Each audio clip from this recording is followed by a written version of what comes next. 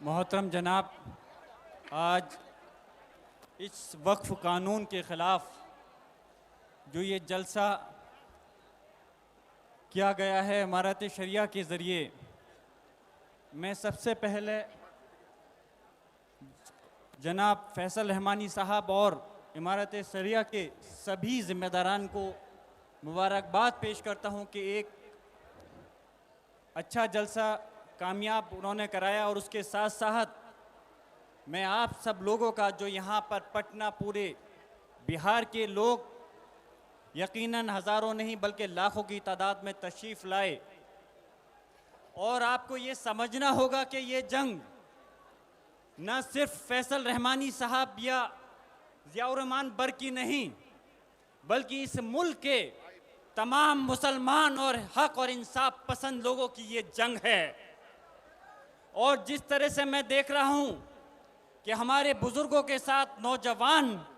तबके के अंदर जो जोश और जज्बा है, उसके ऊपर मैं एक शेर पढ़ करके अपनी बात को शुरू करना चाहता हूँ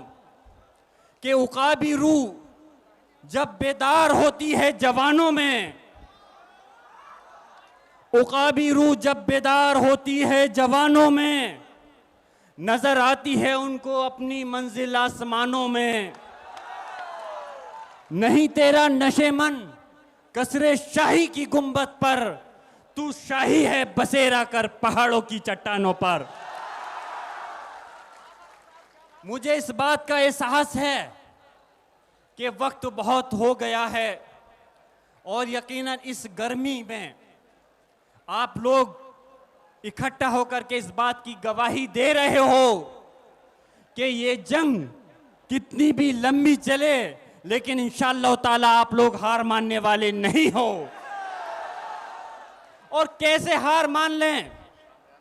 मैं पूछना चाहता हूं, ये जमीन वक्फ की जो हमारे बाबा और अजदाद ने हमारी कौम के लिए नहीं, सिर्फ इस मुल्क की फलाह बहबूदी के लिए दान की थी, ये सरकार के द्वारा दी हुई भीख नहीं है, ये हमारे अपने बुजुर्गों के द्वारा अल्लाह के नाम पे दी गई जगह है। और इसकी हिफाजत इंशाअल्लाह ताला आखिरी वक्त तक हम लोग करेंगे, जब तक कि हम इस जंग के अंदर कामयाब नहीं हो जाते।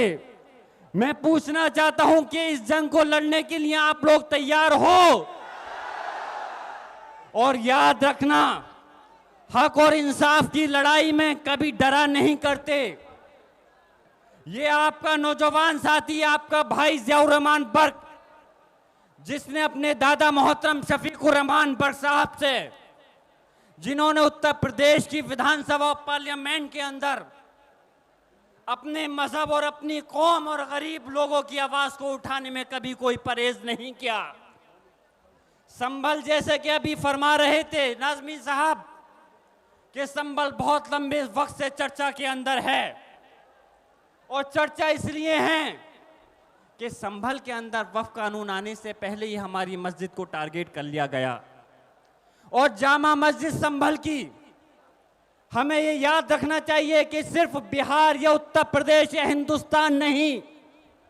पूरी इस दुनिया, पूरे आलम के अंदर जहां कहीं भी मस्जिद है